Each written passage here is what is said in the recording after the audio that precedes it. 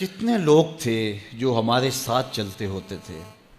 آپ ذرا اپنے ذہن پہ زور دیں. بچپن کے دوست، کلاس فیلوز، کاروباری ساتھی، گلی محلے کے لوگ، رشتہ دار، اعزاء و اقربا، آباء و اجداد، اور کتنے لوگ آپ کے مخالفین، معاندین، یہ ساری ایک فہرست ذہن میں لائیں تو ایک دم خیال پڑتا ہے فلاں بھی چلا گیا، فلاں بھی چلا گیا. کوئی سال کے بعد اچانک کوئی بات یاد آتی ہے تو یاد آ جاتا ہے، کوئی 6 ماہ کے بعد یاد آتا ہے. کئی ایسے لوگ ہیں کہ سال ہا سال بعد یاد، ہاں وہ بھی ہوتا تھا. مٹی کا رزق بن گئے، قصہ پارینہ بن گئے. کہانی تو اتنی سی ہے نا، جو اکڑ اکڑ کے چلتے تھے آج وہ مٹی کا رزق بن گئے ہیں. جو اپنے بدن پہ چٹکی مٹی بھی نہیں پڑنے دیتے تھے آج ان کے کفن بھی تار تار ہو گئے. حضرت غوث اعظم فرماتے ہیں قبرستانوں میں جا کے دیکھو کیسے کیسے حسینوں کی مٹی خراب ہو رہی ہے. اللہ اکبر. بدن خاک میں مل گئے، ہڈیاں چور چور ہو گئی، ریزہ ریزہ ہو گئی. قبروں کے نشان بھی مٹ گئے، کتبے بھی ٹوٹ گئے. مٹ گیا مشتاق دل سے رنگ یاد رفتگاں، پھول مہنگے ہو گئے، قبریں پرانی ہو گئی. کون کسی کو یاد کرتا ہے؟ اور اسی طرح ہم مل کے مٹی کا رزق بننے والے ہیں، لیکن کوئی ایسا کام چھوڑ جائیں گے، اپنے رب سے جڑ جائیں گے، اپنے رب کے بندوں سے جڑ جائیں گے، رسول کریم کے دامن کو تھام لیں گے تو پھر موت بھی مرنے نہیں دے گی. پھر سرخرو اور سر بلند ہوں گے، پھر عزتوں کے تاج سروں پہ رکھے جائیں گے، وقار کی مسند پہ بٹھائے جائیں گے. فقیر نام تنا دا باہو، قبر جنہ دی جیوے ہو. پھر قبروں پہ بھی چراغاں ہوگا جب ہم ان سے جڑ جائیں گے. تو یہ مختصر زندگی کی تمام تر لطافتوں کے حصول کے ساتھ گزرنی چاہیے. کتنے نوجوان ہیں جنہوں نے اپنی توبہ کو مؤخر کیا تھا بڑھاپے کے لیے، اور آج قبرستانوں میں دفن ہیں. آپ جا کے قبرستانوں میں دیکھیں، وہ سوچتے تھے کہ ابھی تو جوانی ہے، جوانی سے لطف اندوز ہو لیں، بڑھاپے میں توبہ کر لیں گے. لیکن بڑھاپا نہیں آیا، موت آ گئی.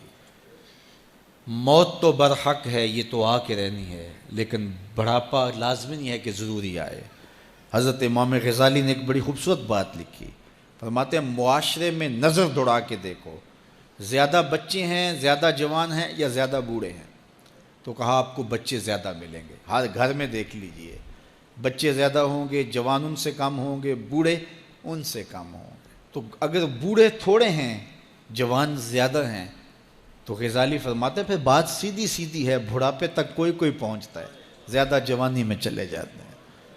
اور کہا کہ اگر جوانوں سے بچے بھی زیادہ ہیں تو پھر اس کا مطلب بھی سیدھا سیدھا ہے کہ جوانی تک سارے نہیں پہنچتے، بہت بچپن میں چلے جاتے ہیں. غرہ کس پہ، ناز کس پہ، غرور کس پہ، تکبر کس پہ؟ تو یہ مختصر زندگی جو اللہ کی امانت ہے، اس کو اللہ کے نام پہ گزارو. جو بیت گئی وہ بیت گئی، وہ تو منہا ہو گئی زندگی سے.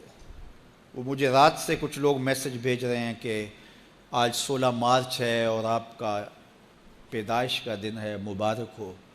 اللہ سب کو جزا دے.